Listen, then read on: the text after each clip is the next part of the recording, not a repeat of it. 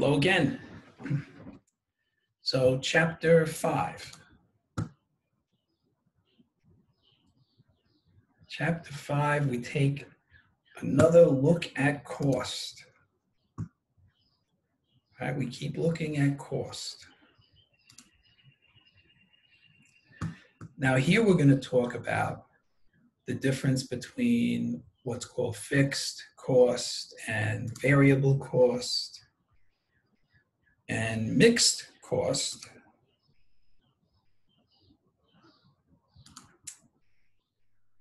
And then we're going to look at cost. We're going to look at the income statement from another perspective.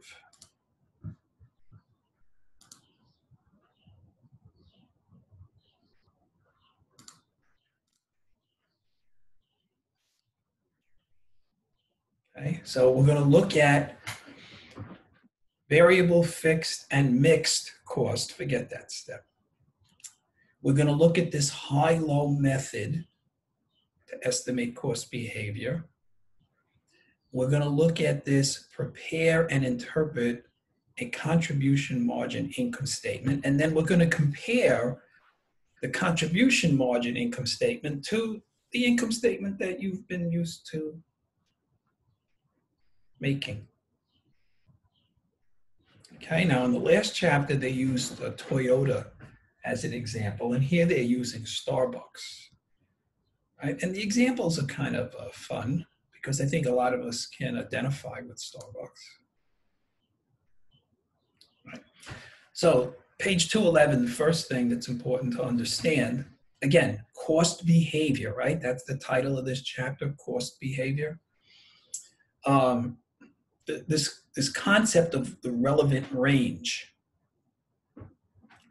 Relevant range refers to activity, the range of activity over which we expect costs to behave the way we expect them to. It's that range of activity over which we expect costs to behave the way we really expect them to or think they will. So for example, let's say I have a factory and I'm paying rent of $1,000 a month on that factory.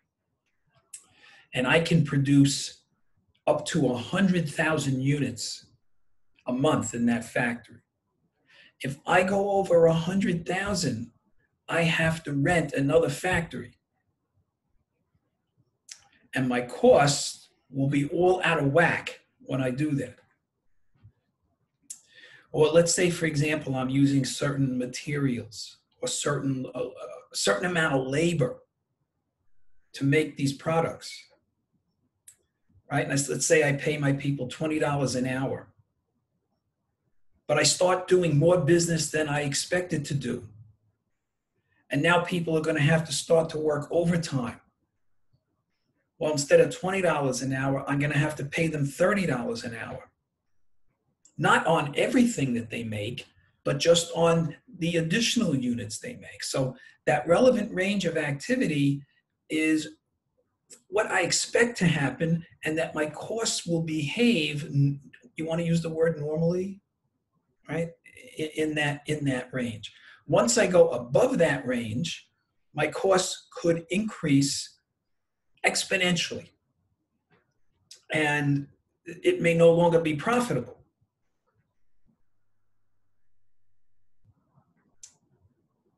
Right? So what's a variable cost?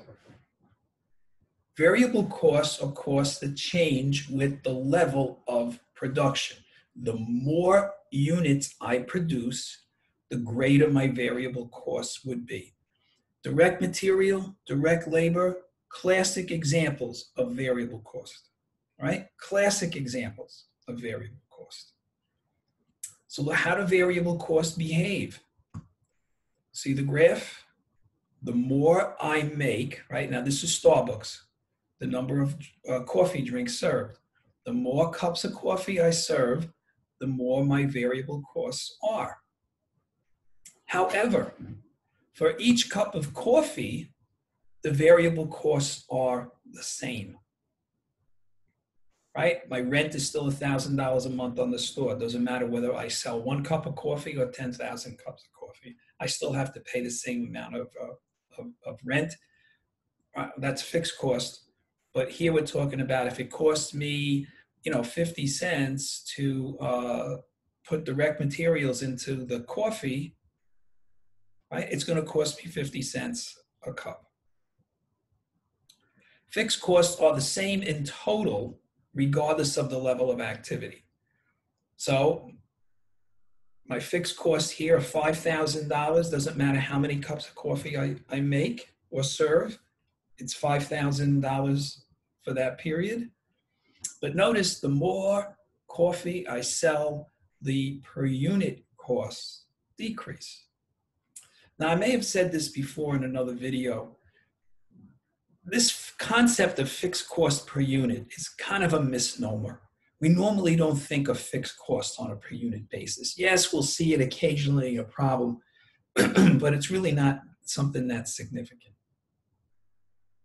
Forget step cost. Mixed cost. Mixed costs contain some fixed and some variable element. Utilities, maintenance. These are classic examples of mixed costs. Now take maintenance, for example. The more I operate my machines, the more maintenance they require. But even if I didn't operate my machines at all, I still may have some costs for maintenance, like the salary of a mechanic. I hire a mechanic to repair my machines, maintain my machines, and I have to pay that mechanic whether or not that person repairs one machine or no machines, or 100 machines. However, the more repairs are made, the more parts will be used, right? So something like the parts would be a variable cost, but the salary is a fixed cost. So what we're going to see here is we're going to have to separate the fixed from the variable costs. In fact, we have a homework problem. Maybe we could look at that right now.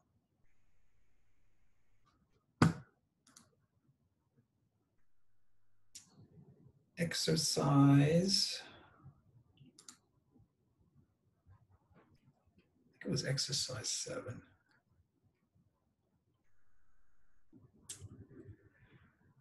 Okay, now we're going to use something called the high-low method.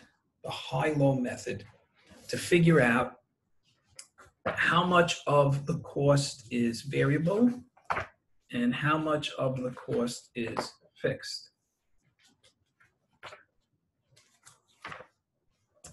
So this is exercise 7, Mountain Dental Service is a specialized dental practice whose only service is filling cavities. Mountain has recorded the following for the past 9 months. For each month, they list the number of cavities filled and what their total cost was. Total cost. So now what we need to do is to go down the list and figure out which numbers are the high and which numbers are the low. And the difference between the high and the low represents the variable cost. So once we know the total cost, which we do, and we know the variable cost, we can subtract the variable cost from the total cost, and that will give us the fixed cost.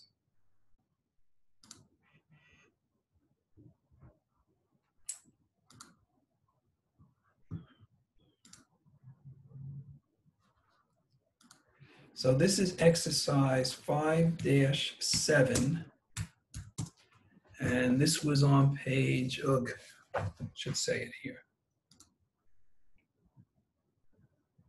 It's on page 242.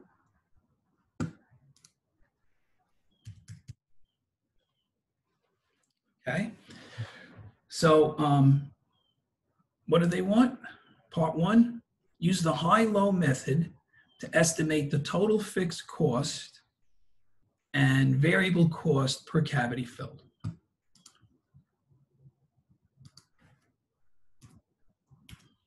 Okay.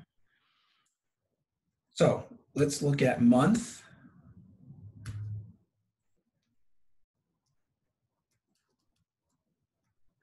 Cavities filled. Total cost.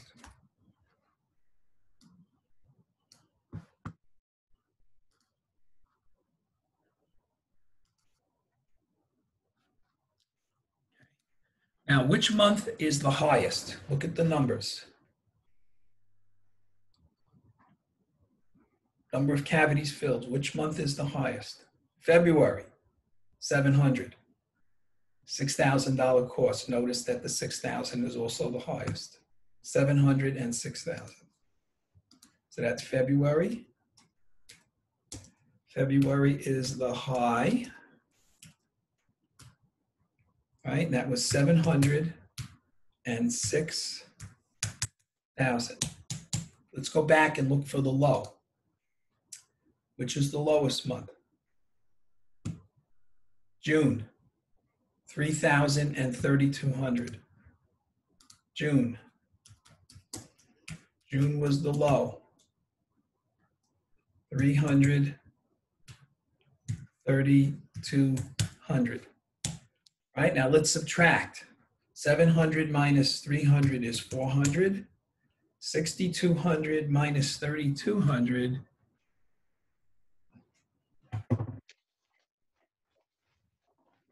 that 2,800?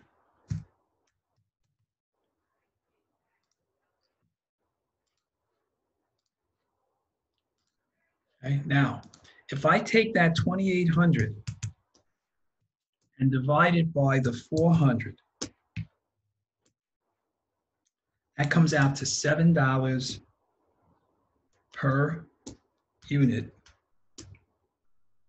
equals variable cost per unit.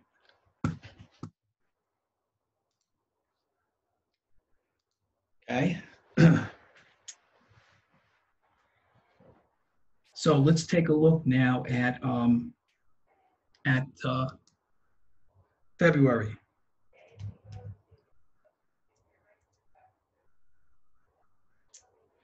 If in February I filled, well here, February, the total cost was 6,000, right? February total cost was 6,000. The variable cost was $7 per cavity filled times 700 cavities. That's 4,900. So 6,000 minus 4,900 is 1,100. 1,100 is the fixed cost. All right, now let's look at June. We're going to calculate it for June, and to see, you do both months because you want to come out to the same $1,100. So June total cost was $3,200, right? And the variable cost for June is $7 per cavity filled times how many cavities did they fill? 300. That's 2,100. So 3,200 minus 2,100 is 1,100, right? That's the fixed cost. Right, so the fixed cost is 1,100. The variable cost is $7 a unit, right? $7 a unit. Okay. Now, what about part two of the problem? Using these estimates, calculate Mountain's total cost for filling 500 cavities. Okay, well, to fill 500 cavities. right? The variable cost would be 7 times 500, which is 3,500, right? And the fixed cost is 1,100. So that's 4,600 to fill 500 cavities. Your total cost should be $4,600. Right? Now, do we have a month where we filled 500 cavities? Yeah, look, March. March we filled 500 cavities and it cost 4,500. We said it would cost 4,600. Right? So part 3 of the question says, how closely does your estimate match the actual cost? Well, it was within $100. And if it's different, explain why. Well, it could be due to something like an unexpected change in the cost of something. You know, maybe you paid more for materials, or you had to pay more for labor. Maybe you had to pay somebody overtime. Maybe you had to pay something to repair the machines or something that doesn't happen every month. So that could be a reason why there's a difference. But if you come within $100, that's pretty good. I wouldn't worry about that. Okay. All right, let's get back to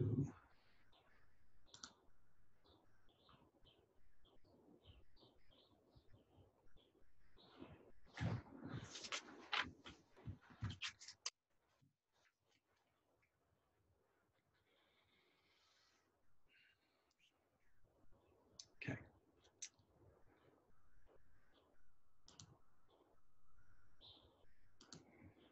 Contribution margin. Contribution margin. This is an important topic in this chapter, and it's going to become even more important in the next one. Contribution margin. What's contribution margin? It's selling price minus variable cost. Selling price minus variable cost. So if you look at the example down here for Starbucks, sales for the month was 37,500. Comes out to about $2.50 for each cup of coffee. And the variable costs were $15,000, or about $1 per cup of coffee. So the contribution, sales minus variable cost, 22,500. On a per unit basis, comes out to $1.50.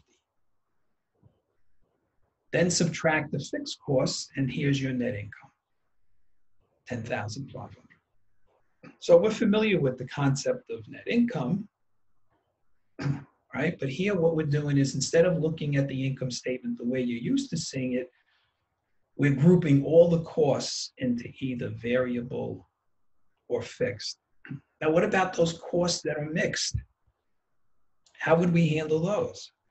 Well, we would take the variable portion and add it to the variable costs, and we would take the fixed cost a portion and add it to the fixed cost, right? So every cost can be expressed in terms of variable or fixed. If it's mixed, it's part variable and part fixed. Now, it's also important to think of contribution margin in terms of a percentage. Again, when we get to the next chapter, it will become more important as to why we need to do that sometimes. But if we take this $1.50 contribution margin and put it over sales revenue of $2.50, that comes out to 60%, right? $1.50 divided by 250 is 60%. Right? Just be aware of that. Okay. All right, so with that in mind, let's look at another homework problem, exercise.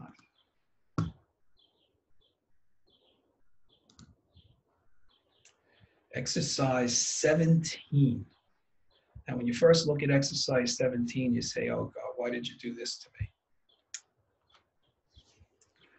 to me? Riverside makes one model of wooden canoe. Partial information for it follows. So here, to make 500 canoes, 540 canoes, the variable costs are 67,500. The fixed costs are 150. The total cost is 217,500. And then they want us to fill in all the missing amounts, right? And when you first look at it, it seems very nerve-wracking, but it's nowhere near as bad as you think.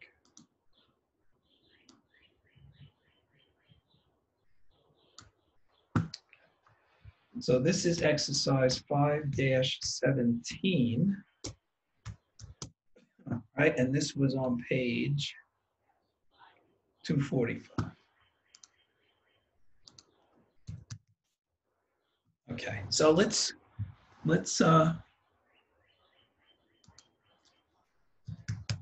list the number of canoes produced and sold.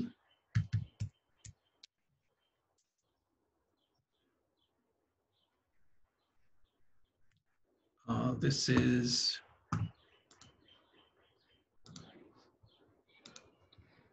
number of canoes produced and sold, right?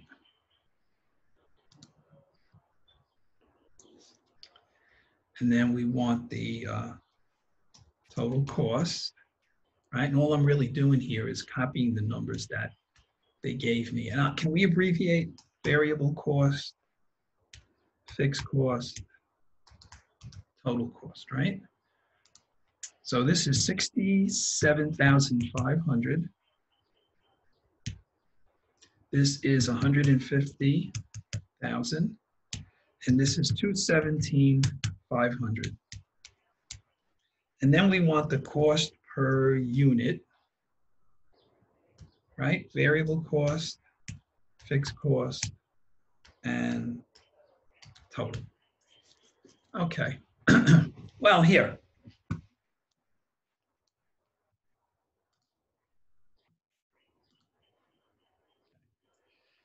Fixed cost means that doesn't change. So that doesn't matter how many canoes I produce, as long as I'm still in that relevant range of activity, it's going to be 150,000. But now, what about the variable cost?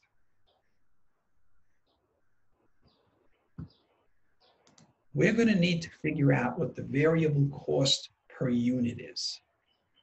So if I take 67,500 and I divide that by 540 canoes, what does that come out to? That comes out to $125 per canoe. $125 per canoe. And variable cost on a per unit basis stays the same as long as you're within that relevant range of activity. Right? Now, what about the fixed cost? Well, fixed cost will, on a per unit basis, will depend on how many units they are, right? So if I take here 150,000 and divide it by, you know what? I'm going to do that down here so it doesn't interfere with the presentation. 150,000 divided by 540, that comes out to $277.78. What happened here? 150,000 divided by 540, right? That comes out to, why is it doing that? 150,000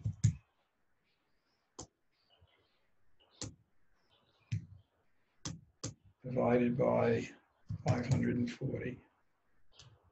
Aha, fooled you, right? Comes out to 277.78. But here, if I take the same 150,000 and divide it by 620 canoes. This thing's playing games with me.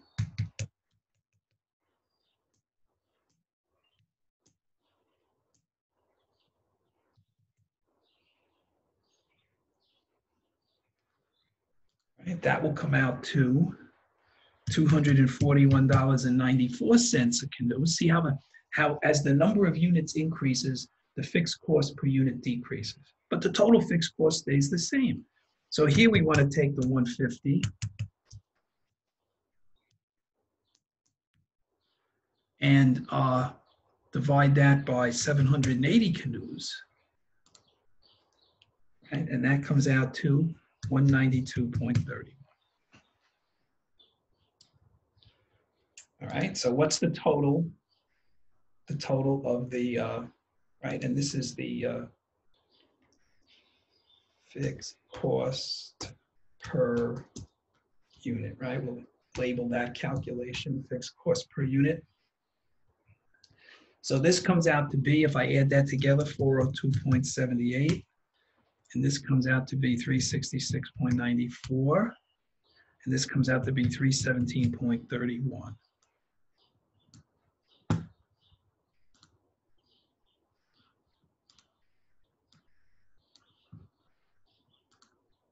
Okay. All right, now, variable cost.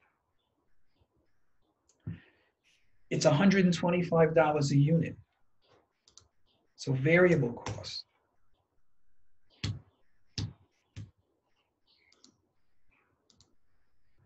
If I take the $125 a unit and I multiply it by 540 units, that's the 67,500. But here, if I take 125 and multiply it by 620, that is 77,500. And then down here, if I take 125 and I multiply it by 780, that's 97,500. Right? And then if I add that up, that comes out to 227,500. It comes out to 247,500.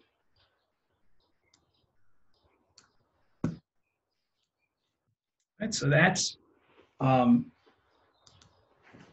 exercise 17, which is really just the first part. Identify 3 costs that would be classified as fixed and 3 that would be classified as variable. Okay, well, let's see.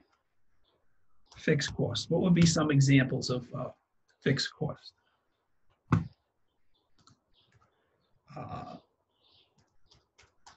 Factory rent,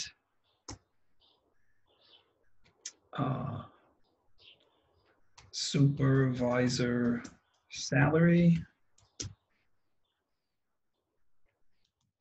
machine depreciation. I don't know if you're going to have to answer this when you do the problem online.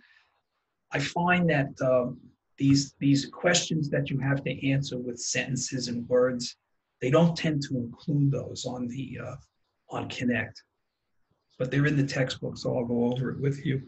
And variable costs would include things like direct materials, direct labor,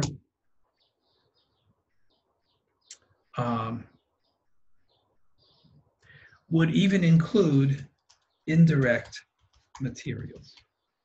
So not just direct materials, but also indirect materials. So this was part 1. This was part 2. And let's see, is there a part 3? Suppose Riverside sells canoes for $500 each. Calculate the contribution margin per canoe and contribution margin ratio. Okay. Well, what's contribution margin? It's selling price, sales price, this is part 3. Sales price less variable cost. right? That's contribution margin. So what do we know? Sales price is $500. No, sorry. Yes, sales price is $500. What's variable cost? It's $125 per canoe. What's the contribution margin? 500 minus 125. 500 minus 125 is 375. Contribution margin is 375. Now let's see. Let's make sure we answer the question. Calculate the contribution margin per canoe, right? It's 375. What's the contribution margin percentage? It's the contribution margin over the selling price, right? So CM, some books call it contribution margin ratio. Let's call it contribution margin percent, right? That's what they did. It's 375 divided by 500. 375, calculator out. 375 divided by 500 is 75%. 75%, which means this is 100%. And if this is 75%, what does this have to be? 25%. Okay, so even though they didn't ask for that per se, right, that's really what it means. And then, is there a part 4? I thought I saw part 4. Suppose they sell 700 canoes, prepare a contribution margin income statement for the company.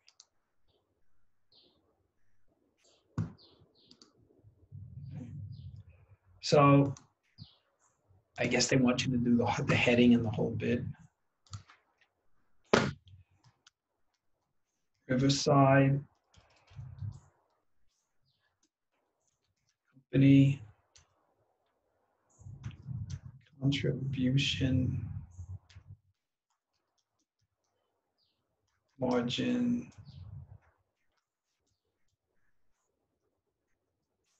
income statement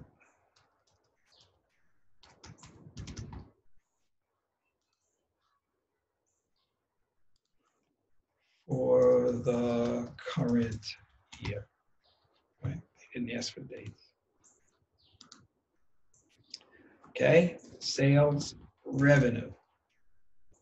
So the sales revenue is 700 canoes times $500 a canoe. That's $350,000, right? Less variable cost. 700 canoes times $125. That comes out to $87,500. So the contribution margin is what? Is 262,500. I can just subtract one from the other now. Could you calculate this number if you wanted to? Yeah, you could say 700 times 375. Isn't that the contribution margin?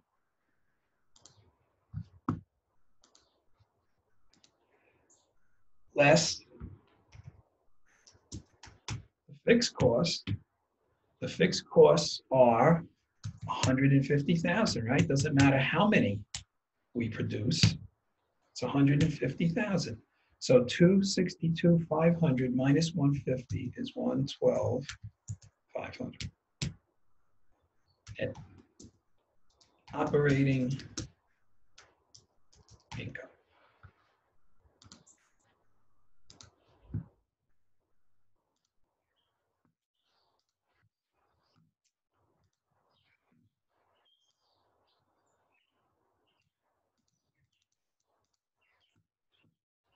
Okay, so I think that's it for number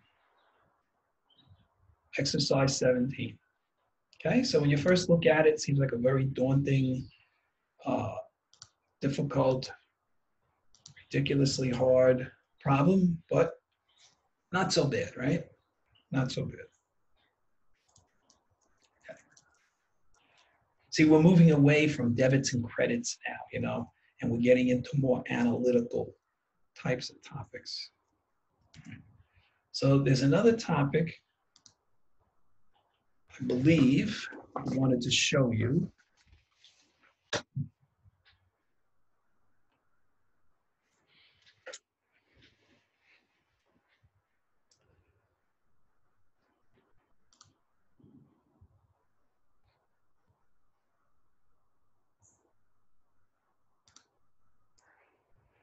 Variable versus full absorption costing. Full absorption costing is the old income statement that you're used to doing. Variable costing is this new concept with contribution margin, right? So if you were to compare the two, full absorption is for external reporting. You have to follow GAAP. Variable is for internal decision making.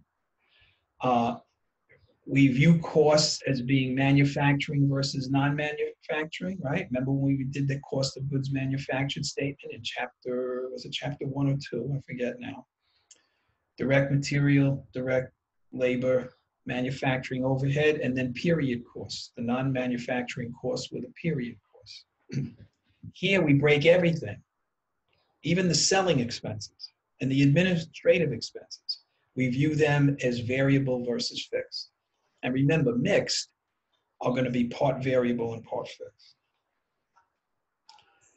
Sales minus cost of goods sold is gross profit. Sales minus variable cost is contribution margin. Subtract the non-manufacturing expenses, the period cost, you get net income. Here, subtract the fixed expenses, you get net income. Right? And then they show you some examples. Right, so if you see it here. Now, when you look at this, when you first look at this, you say, okay, well, net income should be the same, right? Notice that it's not, right? Notice that it's not, right? So why is it not? Because here they're explaining it to you. Fixed overhead of $20 a unit is included under absorption costing, but it is not included in variable costing. So that's the difference. When you look at this, what's the difference between the two? Why is one 180? Why is one 140? That's the reason, right? So when you're doing the problem, don't think there's something wrong with you. Right? It's not your fault.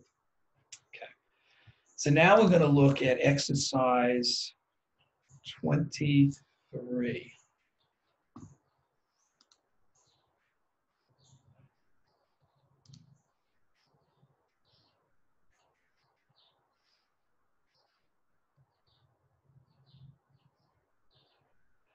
Comparing full absorption costing and variable costing.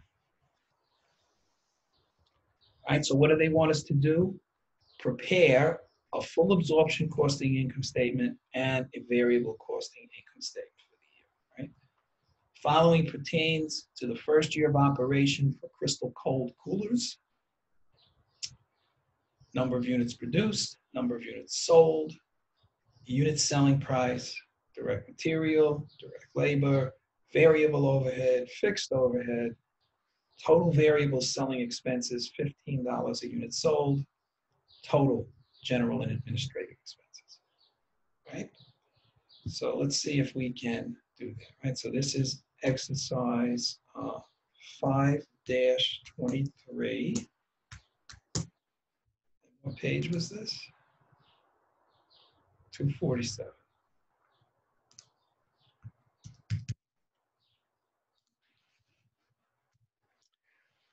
Okay, so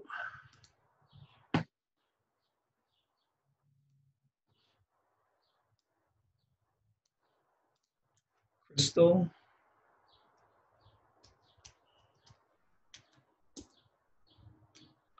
Cold Coolers full absorption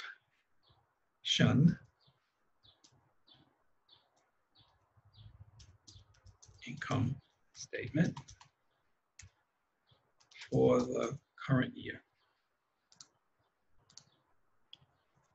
All right, so sales.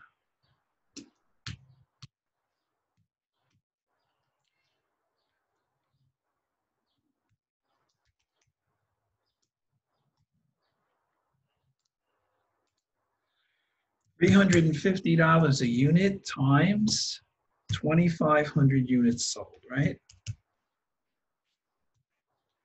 It's out to $875,000.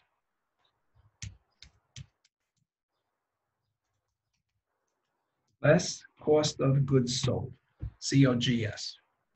Now, what's cost of goods sold? What are the total manufacturing costs? They told you $80 materials, $60 for labor, $10 variable overhead, $75 fixed overhead. So 80 plus 60 plus 10 plus 75 times 2,500 units.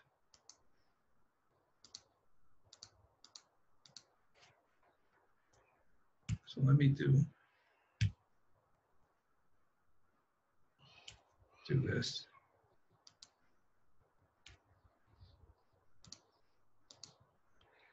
All right, so what did we say it was? 80, 60, 10, 75, right? 80 plus 60 plus 10 plus 75. Add those all together times 2,500, right? Isn't that how you do math like that? When you see the brackets, you combine what's inside the brackets, right? So you combine these and then multiply this number times this number, and that'll come out to 562, 500.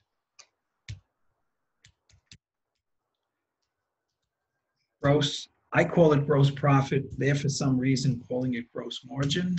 I think that comes out to 312,500.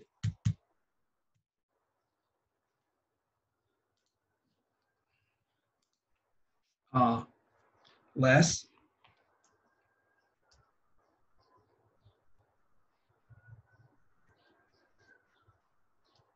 non-manufacturing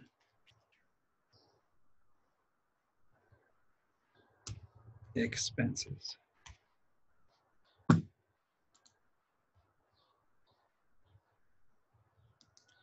And for non-manufacturing expenses, we had variable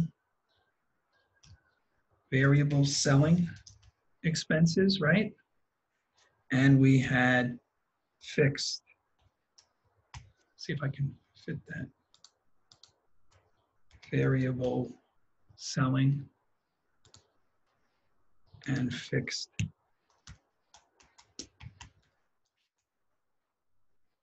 okay.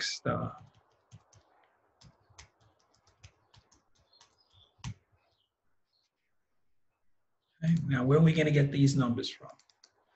The variable selling is going to be $15 a unit times 2,500 units. That comes out to $37,500. Just go back and look at that, right? $15 per unit sold, $37,500. The fixed administrative is the $65,000. So you don't have to do any really calculations there. Right, and if you add those two things together,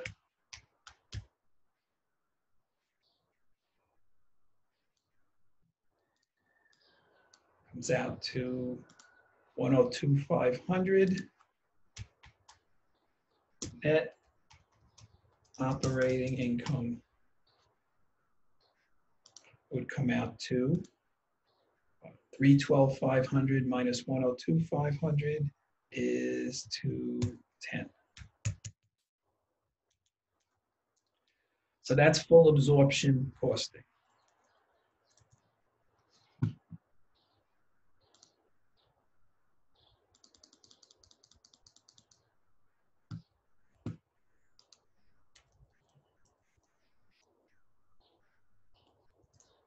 Okay. All right, now let's do it again.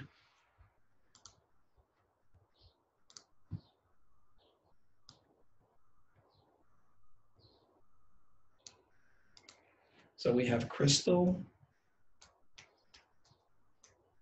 cold, coolers, variable costing, income statement.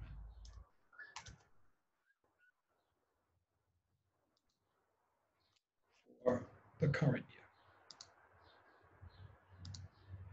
And we've got sales revenue.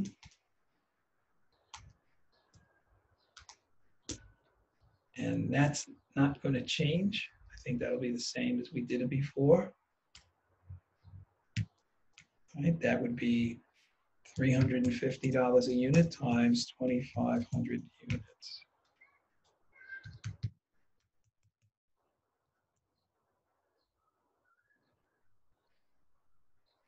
Okay. Less variable cost of goods sold. Okay. So what's that going to be? Variable cost of goods sold. No fixed cost. 80, 60, and 10. Not the 75. 80 plus, oops, what did I do?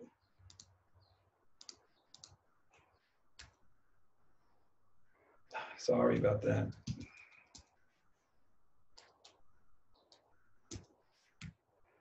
$80 plus 60 plus 10 times 2,500.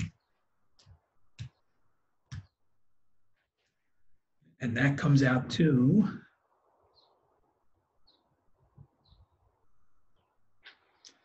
$375,000. So see the difference up here? This cost of goods sold included $75 of fixed overhead. So you had 80 plus 60 plus 10 plus 75. Well, this one doesn't include the 75.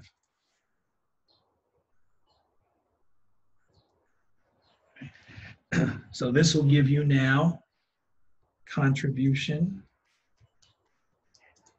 margin, not gross margin, contribution margin. 875 minus 375. Oh, we have one more thing to do here. I forgot. Remember, all the expenses are either variable or fixed. So we also have variable selling expenses. Remember these guys? 15 times 2,500 is equal to, is that 37,500, right? Now we can do contribution margin.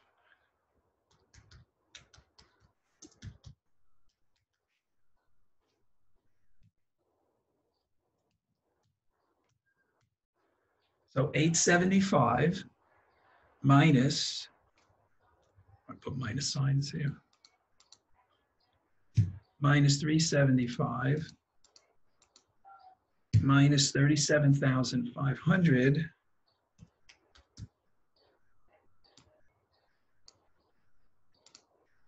that's $462,500 less fixed cost. So what are the fixed costs? We have fixed manufacturing overhead. Remember that? $75 a unit times 2,500. And let me just make sure that's right.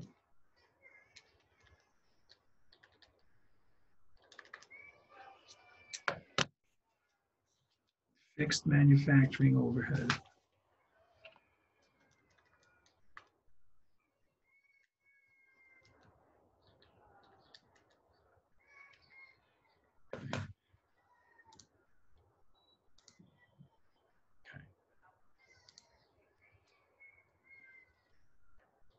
This is 3,000 units. Remember, it said we made 3,000, but we sold 2,500. So I may have to make a change somewhere else also. All right, so that's fixed overhead, and then we have fixed administrative expenses that were 37,500, 65,000, I'm sorry. Okay. So now if I do all this math here,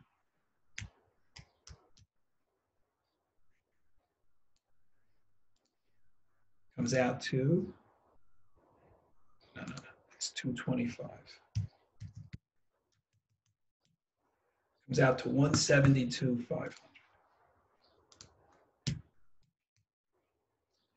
And that's net operating income. Okay.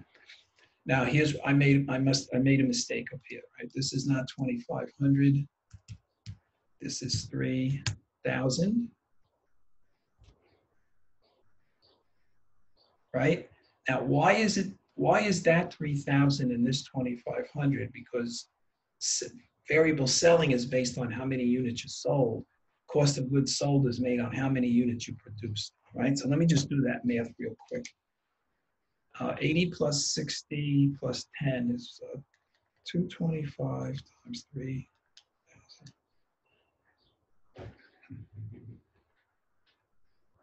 No, it's sold. Sold, sorry.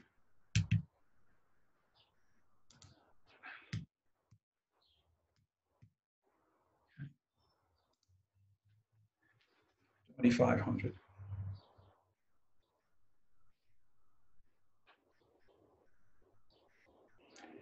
Right, so again, this is based on units that are sold. Units sold is 2,500, but this here was based on units that were made, which was 3,000. Right, what was made versus what was sold, and that would account for the difference between the 210 and the 172.5. 172.5 minus 210 is 37,500. Yeah. Okay. So there you have it, full absorption costing versus variable costing. Sorry for the little bit of confusion there, right? But this, again, this is based on units sold. 2,500 units sold. Cost of goods sold, 2,500 units sold. Selling, how many units sold, right? But here, this one was based on how many units were made. So that's the ultimate difference. Okay. So we're finished with chapter 5, getting ready to move on to chapter 6.